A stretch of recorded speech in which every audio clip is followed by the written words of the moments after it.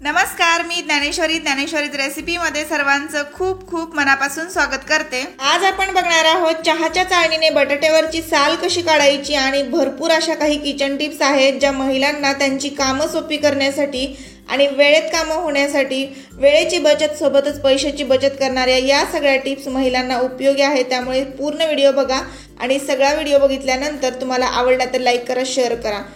आपण सगळ्यात आधी पहिली टिप बघतोय, ती सुद्धा खूप जास्त युजफुल आहे।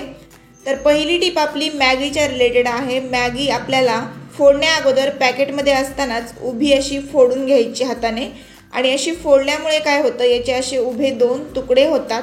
मॅगी फोडताना उभीच फोडायची, कारण त्याचे दोन लेयर एकावरती एक असे असतात। त्यामुळे ही मॅगी मुलांना हवी तेवढी लॉंग अशी हवी असते आणि चमच्याने किंवा फोर्कने त्यांना खायचं म्हटलं तर अगदी लॉंग अशी मॅगी असेल तर मुलांना सुद्धा खायला खूप छान वाटतं। त्यामुळे आपण ह्या मॅगीला असं उभं फोडायचं आहे। खूप जास्त याचा भुगा केला तर नंतर खाताना खूप जास्त प्रॉब्लेम येतो, त्यामुळे मग अशा पद्धतीने फोडायचं आहे। तर पॅकेट फोडताना सुद्धा व्यवस्थित आपण फोडलेला आहे। केअरफुली तुम्ही बघितलं असेल, जिथे जॉईंट होता तिथूनच आपल्याला ते व्यवस्थित फोडून घ्यायचं आहे। दोन्ही हाताने ओढलं की बरोबर जॉईंट तुटला जातो आणि व्यवस्थित मॅगी फुटते सुद्धा। त्यानंतर पुढची टिप आपली, मॅगीमध्ये थोडंसं पाणी टाकताना खूप कमी टाकायचं नाही आणि मॅगी जी आहे ती अशा प्रकारे व्यवस्थित शिजली की गरम असताना लगेच काढून घ्यायची, नाहीतर पातेल्याला चिटकली जाते। आणि हे पातेलं स्वच्छ धुण्यासाठी पातेलं गरम आहे तोपर्यंत त्यामध्ये पाणी टाकून ठेवायचं, म्हणजे पटकन हे पातेलं सुद्धा स्वच्छ करायला आपल्याला निघून जातं। त्यानंतर पुढची टिप आपली साबुदाणा भिजत घालण्याच्या रिलेटेड आहे। तर भिजत घालताना साबुदाणा 1 ते 2 वेळेस यामध्ये पाणी टाकून चांगला स्वच्छ असं धुवून घ्यायचं आहे। तर हाताने आपल्याला थोडंसं याला असं मिक्स करून घ्यायचं, म्हणजे यामध्ये असलेला पांढरट जो काही पिठासारखा भाग असतो तर तो निघून जातो आणि आपला साबुदाणा जो आहे किंवा हे पांढरं पाणी बघा इथं तुम्हाला दिसत असेल, तर हा पांढरा पाण्याचा जो काही लेअर आहे ना तो निघून गेला की मग आपला साबुदाणा भिजल्यानंतर खूप जास्त असा चिकट किंवा एकमेकांना चिटकणारा होत नाही, तर अगदी मोकळा सुळसुळीत होतो। आणि जर तुमचा साबुदाणा साधा असेल, सुट्टा असेल तर 4 ते 5 तासामध्ये छान भिजून होईल। भिजत घालताना साबुदाण्याच्या वरती पाणी येईल एवढं ठेवायचं आहे। जर कॅमलचा साबुदाणा असेल तर 1 तासामध्ये भिजला जातो, त्यामुळे नक्कीच पाणी तेवढंच ठेवायचे, फक्त त्याला लागणारा वेळ आहे तो थोडा कमी लागतो। आणि अशा पद्धतीने साबुदाणा भिजत घालून बघा, अगदी एक तासाचा वेळ लागत असेल ना साबुदाणा भिजायला तुम्हाला, तर अर्धा ते पाऊण तासामध्ये साबुदाणा अगदी आरामात छान असा भिजून होतो। आणि ही ट्रिक नक्कीच उपयोगात येणार आहे तुम्हाला, त्यामुळे एकदा नक्कीच याचा वापर करून बघा। आणि जर साबुदाणा तुम्हाला मोकळा सुळसुळीत छान असा फुगलेला हवा असेल तर या पद्धतीने भिजत घाला। पुरेसं पाणी असेल तरच साबुदाणा छान भिजला जातो आणि जर व्यवस्थित तो भिजला गेला तरच तो छान असा परतून घेताना सुद्धा छान फुगला जातो आणि मोकळा लुसलुशीत असा तयार होतो। सॉफ्ट आणि दाणेदार असा साबुदाणा टपोरा आणि मोठा असा तयार व्हावा असं वाटत असेल किंवा मोकळी अशी साबुदाणा खिचडी आवडत असेल तर ह्या ट्रिकने नक्कीच भिजत घाला। आणि यावरती अशा पद्धतीने जाळीची प्लेट मी ठेवली होती, जेणेकरून त्याला हवा देखील लागली जाईल आणि पटकन साबुदाणा भिजून होईल। पुढची आपली टीप आहे ती म्हणजे अशा प्रकारे जर मुलांना स्कूलमध्ये तुम्हाला फोर्क द्यावा लागत असेल तर रबर बँडने डब्यावरती छान असं पॅक करा। जर डब्याच्या आतमध्ये तुम्हाला ठेवता येत असेल तर नक्कीच ठेवू शकता, पण अशा प्रकारचा डबा जर आपण देत असलो तर त्यासोबत ना फोर्क देतो, तर तो फोर्क जो आहे ना तो सुद्धा आपल्याला असा कागदामध्ये रॅप करायचा आहे, वरतून एखादं रबर बँड लावायचं, जेणेकरून आपण एखाद्या बॅगमध्ये जरी हा चमचा असाच टाकला तरी आजूबाजूला काही धूळ वगैरे असेल किंवा काहीही असेल तर बॅगमधलं कुठलाच याला टच होणार नाही आणि आपला चमचा जो आहे तो स्वच्छ असा राहील आणि डब्यासोबत तो व्यवस्थित मुलांसोबत जाईल। तर पुढची आपली टीप आहे ती म्हणजे, आपण बाटल्या ज्या असतात घरामध्ये त्या भरून ठेवतो, पण त्यावरची जी काही थोडासा लेअर असतो खराब तर तो स्वच्छ करायला विसरतो। बऱ्याचदा आपल्या बाटल्या दररोज धुतल्या देखील जात नाही, कधी कधी तशाच असतात। तर त्यामुळे या बाटल्यांना स्वच्छ करण्यासाठी शॅम्पूचं पाणी केलेलं होतं स्प्रेमध्ये भरलेलं, आणि ते पाणी मी स्वच्छ काहीही प्लास्टिकच्या वस्तू करण्यासाठी करून ठेवलेला आहे। तर तो स्प्रे मारायचा आहे आणि कापडाने फक्त पुसून घ्यायचं आहे, खूप छान असं प्लास्टिक याने निघून जातं।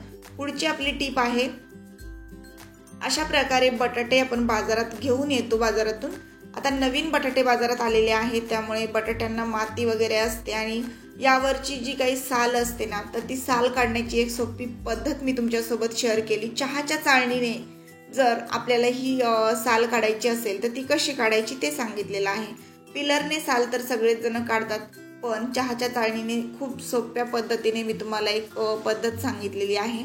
त्या अगोदर हे बटाटे स्वच्छ असे धुवून घ्यायचे बाजारातून आल्यानंतर, कारण मातीचा लेअर असतो यावरती. एकदम मोकळ्या पाण्याखाली धुत असाल तरी सुद्धा हरकत नाही, पण भरपूर पाणी वाया जातं.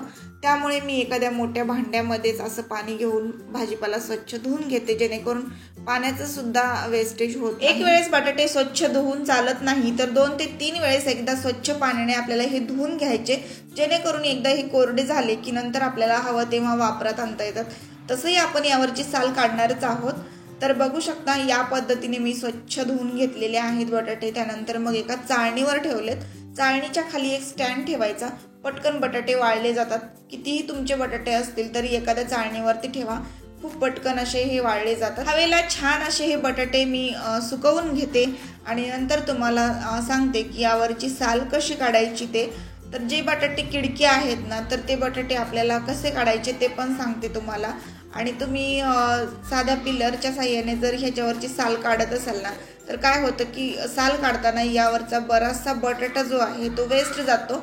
आणि बटाट्याची साल तर आपण नेहमीच काढतो, कुठल्याही भाज्यांमध्ये असेल, साबुदाण्यामध्ये असेल, किंवा आपल्याला कुठलीही भाजी बनवताना बटाटा लागतो तेव्हा आपण बटाटा घेतो आणि पटकन पिलरने त्याचा बटाट्यावरची साल काढतो. पण जरी बटाटा असेल ना, तरी तुम्ही चहाच्या चाळणीनेच यापुढे बटाट्याची साल काढाल, कारण की त्यामध्ये ना बटाटा जो आहे तो अजिबात वाया जाणार नाही आहे आपला. आणि साल जी आहे ती फक्त सालच निघेल, यामधला बटाटा थोडासा सुद्धा पोर्शन बटाट्याचं जाणार नाही. म्हणजे जरी माझ्याकडे आता पिलर आहे तरी सुद्धा मी चहाच्या चाळणीनेच बटाट्याची साल काढते. कशी काढायची ते आपण बघूया. आणि आता मी इथे एक सोपी पद्धत तुमच्यासोबत शेअर केलेली आहे. जर बटाटा स्वच्छ धुतला तर तो हवेला असा छान वाळवून घ्यायचा आहे. वाळवत असताना ती चाळणी जी असते ना, तर ती कोणतीही वापरायची आहे, धान्याची वापरू शकता. पण माझ्याकडे इथे पुरणाची चाळणी खराब झालेली आहे. मी वेगवेगळ्या पद्धतीने या चाळणीचा वापर करत असते. जर याला फेकून दिलं तर त्याचा वापर होणार नाही, म्हणून मी त्याचा वापर करते. तर इथे तुम्ही बघू शकता या पद्धतीने बटाटा जर आपण चिरून घेतला ना, तर चिरलेला बटाटा सुद्धा लगेच आपल्याला वापरायचा असेल तरच तो पांढरा शुभ्र राहतो, नाहीतर हा बटाटा लगेच थोडासा लालसर किंवा काळसर पडतो.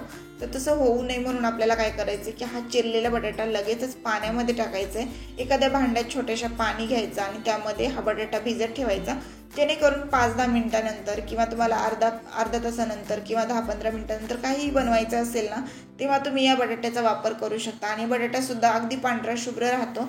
अगदी पूर्वतयारी म्हणून सुद्धा तुम्ही असा बटाटा चिरून ठेवू शकता, पण तो बटाटा पाण्यामध्ये ठेवा, जेणेकरून बटाट्याचा रंग चेंज होत नाही आणि हवा तेव्हा बटाटा वापरता येतो, अगदी चिरलेला असला तरीही. तर या पद्धतीने मी बटाटा पाण्यामध्ये हा ठेवलेला आहे. आणि त्यानंतर पुढची आपली टीप आहे, घरात आपल्याकडे अशा प्रकारे स्क्रबर जर एक्स्ट्रा आणलेले असतील तर मी हे सुट्टे असे स्क्रबर बाजारात मिळतात बघा, तसे आणलेले होते आणि त्याला असं कट करून व्यवस्थित ठेवलं होतं, जसे मला लागणार होते तसे. पण याला जर आपण असं सुट्टं ठेवलं तर काय होतं की याचा कचरा खूप होतो, म्हणजे यामधून बारीक सारीक असा कचरा गळत राहतो. बघू शकता हे स्क्रबर आहेत ना, यामधून जो कचरा गळत होता त्यामुळे आजूबाजूची जागा देखील खराब व्हायची. तर असं होऊ नये म्हणून काय करायचं की घरामध्ये असलेले असे नूडल्सचे म्हणजेच मॅगीचे पॅकेट आहेत ना, तर हे ठेवायचे आणि फोडताना व्यवस्थित फोडल्यामुळे मॅगीचे पॅकेट खराब झालेलं नाही आहे. यामध्ये स्क्रबर ठेवले तर अगदी व्यवस्थित राहतात, खराबही होत नाही आणि त्याचा कचराही इकडे तिकडे गळत नाही, त्यामुळे आपलं घर स्वच्छ राहतं. तर या छोट्या छोट्या टिप्स आहेत जेणेकरून आपण प्लास्टिकचा सुद्धा इथे पुनर्वापर केला. आणि पुढची टिप आपली बटाट्याची साल काढण्याच्या रिलेटेडच आहे. तर बटाट्याची साल काढताना काय करायचं आहे की झाऱ्यासुद्धा आपण वापरू शकतो. झाऱ्याच्या मदतीने आपण बटाट्याची साल अशी काढायची आहे. बघू शकता झाऱ्याचा जो पाठीमागचा भाग आहे ना, तो अगदी खरबडीत असतो, त्यामुळे काय होतं की आपली बटाट्याची साल सहज निघली जाते आणि कुठलाही बटाट्याचा पोर्शन यामध्ये जात नाही, जेणेकरून आपल्याला बटाटा जो आहे तो व्यवस्थित आपला सेफ ठेवता येतो. यामधला बटाटा वाया घालवण्याची गरज नाही आहे. जर पिलरचा वापर केला तर भरपूर बटाटा वाया देखील जाणार आहे. त्यामुळे नक्कीच ही सुद्धा एक सोपी ट्रिक आहे. ज्या पद्धतीने तुम्हाला आवडत असेल त्या पद्धतीने तुम्ही बटाट्याची साल काढू शकता. अगदी सहज हलक्या हाताने यावर फिरवत राहायचं. आणि बटाटा कोवळा असतो त्यामुळे बघा लगेचच या ताज्या बटाट्यांवरची साल आहे ना ती पटकन निघून येते अशी.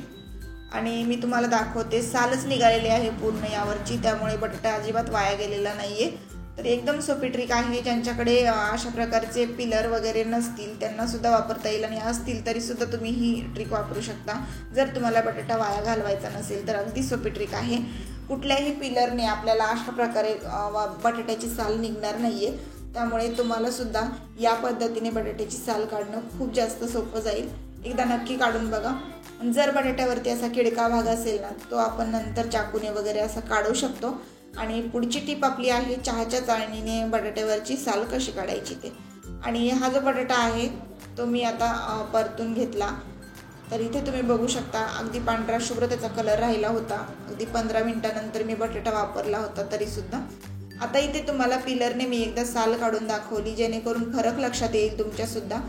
तर पिलरने काढलेली साल आहे त्याला थोडासा बटाटा लागलेला आहे. आणि आता मी चहाची चाळणी वापरून हा जो बटाटा आहे त्याच्यावरची साल काढते. तर एकदम सोप्या पद्धतीने आपण ही साल काढतोय.